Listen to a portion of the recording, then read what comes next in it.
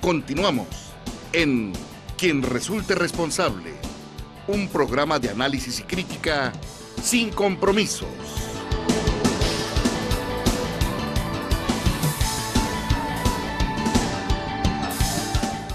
Amigos, gracias por continuar con nosotros. 317-6110, correo electrónico quien resulte responsable @hotmail.com. Y bueno, estamos platicando aquí algunas cosas de algunas gentes conocidas, ¿verdad? Que no tuvieron la capacidad o bueno, nosotros estamos en otro canal.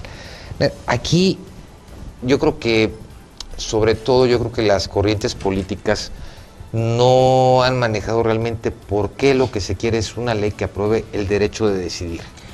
Mira, yo te voy a explicar. En el estado de Morelos tenemos 5 causales. Esto quiere decir que hay por 5 razones que las mujeres pueden interrumpir un embarazo sin ser perseguidas por la justicia y ser sancionadas penalmente. Que es por violación, por inseminación artificial no consentida, por malformación congénita o genética grave, por imprudencia, ¿no?, por accidente, y porque esté en riesgo la vida de la mujer.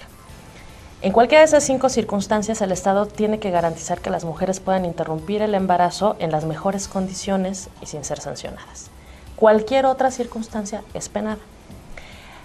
En el 2000 obviamente siempre y cuando se informan las autoridades. Sí, tienes que hacer una denuncia por violación. Por violación o por una malformación.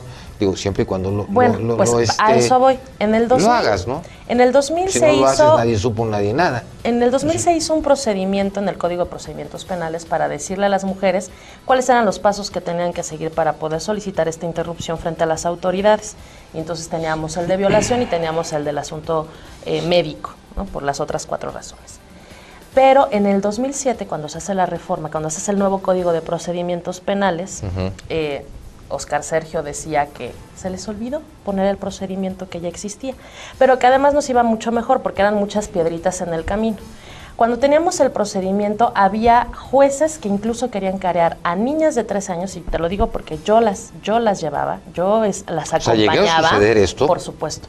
En donde los jueces les decían que tenían que carear a la niña con el violador para poder autorizar un aborto. Y aquí hay 2 cosas absolutamente violatorias. La primera, que no puedes carear a una menor de edad con su violador, porque es una violación constitucional, es un derecho de víctima que tienen los menores de edad en este tipo de delitos.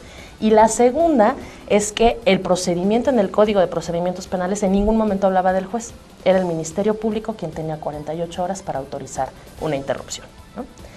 Ahora, sin procedimiento, pues cada quien puede decidir qué hace, ¿no? ¿Qué le pide? Si te careo, si le decimos al juez, si se tardan 75 horas, cada quien puede poner su procedimiento. Es que la posición de víctima yo creo que es una de las cosas que no se ha valorado, porque realmente desde el momento que eres víctima de un delito, tienes que estar luchando contra todo. Pero hasta además, contra las mismas autoridades, claro, y tú eres la víctima. Pero además no es lo mismo ser víctima de que te roben tu coche a ser víctima de que te violen. Jamás va a ser igual. Y es mucho más maltratada una persona que va y denuncia una violación que una persona que va y denuncia el robo de un auto. Porque cuando robas un auto no te preguntan qué tipo de coche es, ni siquiera ponen en duda que tuvieras el coche. Cuando eres víctima de una violación y denuncias, cómo ibas vestida, con quién ibas, a qué hora salías, qué le hiciste, además por qué debe ser una provocaste. descripción totalmente detallada de lo que sucedió, y entonces pues imagínate el trauma, ¿no?, para una víctima.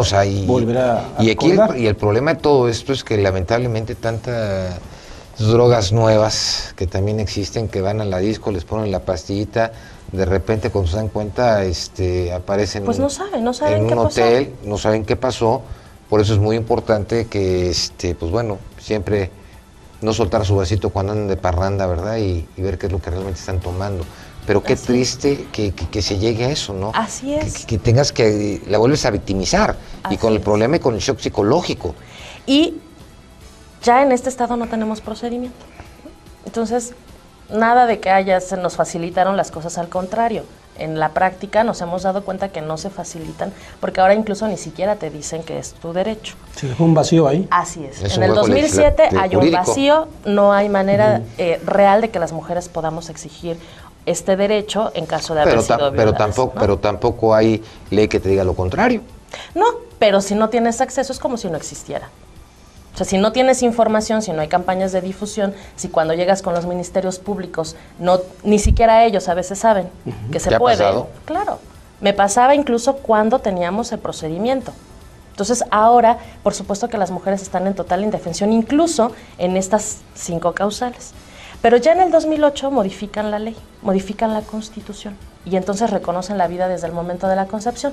Y todo el mundo diría, bueno, pues ¿quién se va a oponer a que se defienda la vida, ¿no? ¿Quién se va a oponer a que se respete y se quiera y se cuide la vida desde el momento de la concepción? Sí, el problema es que no pueden estar protegiendo un derecho de manera tajante y absoluta sin proteger los derechos de los demás, ¿no? Y en este caso el de las mujeres.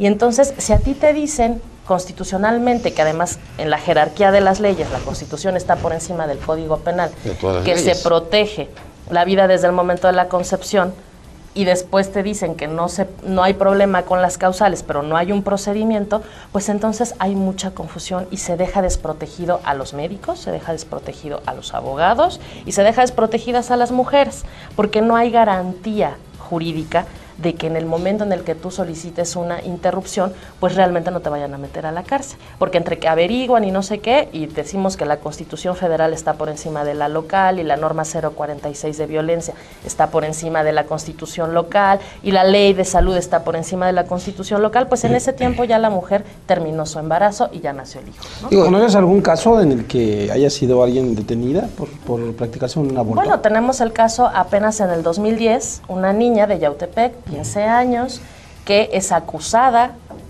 por la del Instituto de la Mujer Municipal, que no la conozco ahí en persona.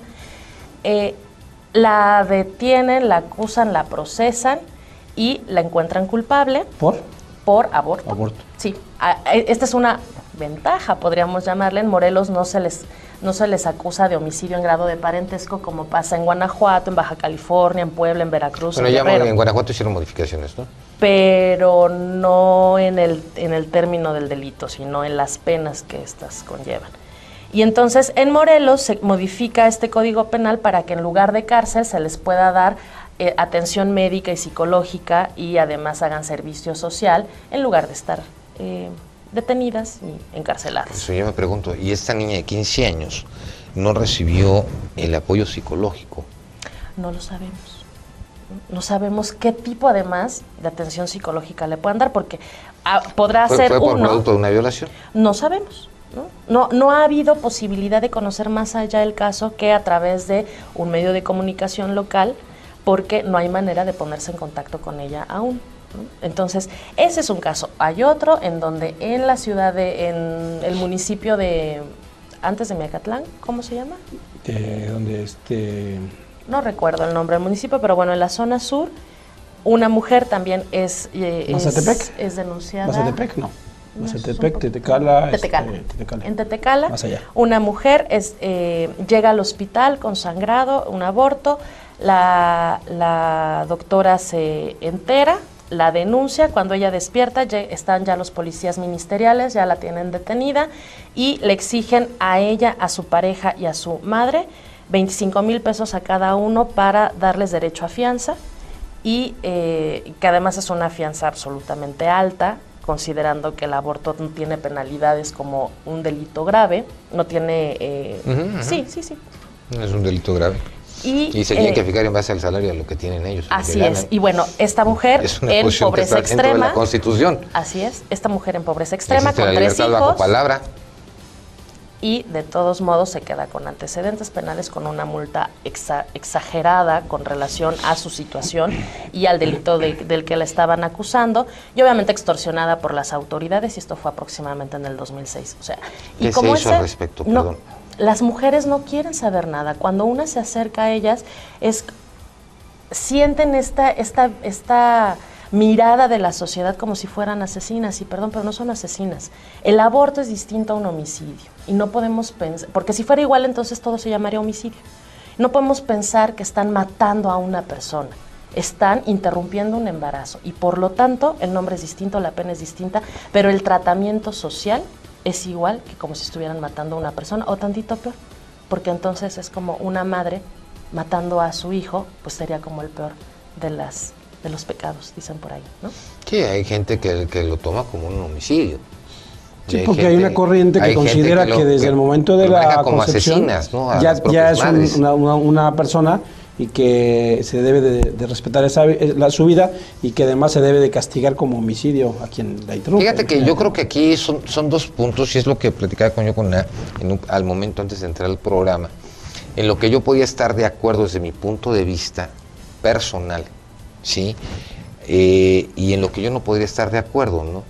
Porque lamentablemente mucha gente, sabemos que existen los anticonceptivos, hablábamos de que hoy por hoy los anticonceptivos tienen el 95% y lo que es el condón el 98%. Digo que ya hoy por hoy la persona que se llega a embarazar, pues ya es muy difícil teniendo todas esas precauciones, ¿no? Digo, cuando es una violación, yo creo que es ni siquiera es pedir permiso, es hacerlo de inmediato, ¿no? La pastilla del día siguiente, pero al problema de todo esto es que lamentablemente la falta de programas, sí, y de conocimiento de los chavos, y no tan chavos también, lamentablemente, y muchas veces nosotros los padres tenemos la culpa de muchas de las cosas que suceden por la falta de comunicación con los hijos y por no estar al pendiente en muchas cosas que tenemos que estar.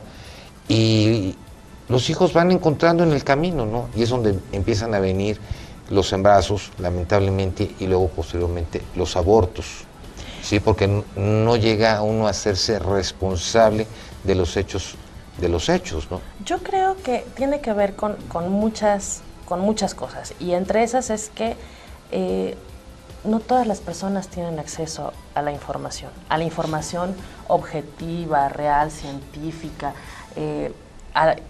no la tienen. Y además tampoco hay un acceso real a los métodos anticonceptivos, ¿no? Tú vas a una farmacia y una caja de 2 condones te cuesta 60 pesos, perdón, es el salario mínimo. Es un salario mínimo. Y en este país... ¿Y en el Secretaría de Salud te los ganan? Y en la Secretaría de Salud te los dan, pero te los dan bajo muchas circunstancias. Estamos en una organización aquí acaba de hacer una investigación de salud sexual y reproductiva y acceso a métodos anticonceptivos. Y en esa investigación, en 5 municipios, estuvimos viendo si tenían realmente las mujeres acceso a los métodos. Y no los tienen. Con eso vamos a un corte, 317-6110, correo electrónico, quien resulte responsable, @hotmail.com. Continuamos.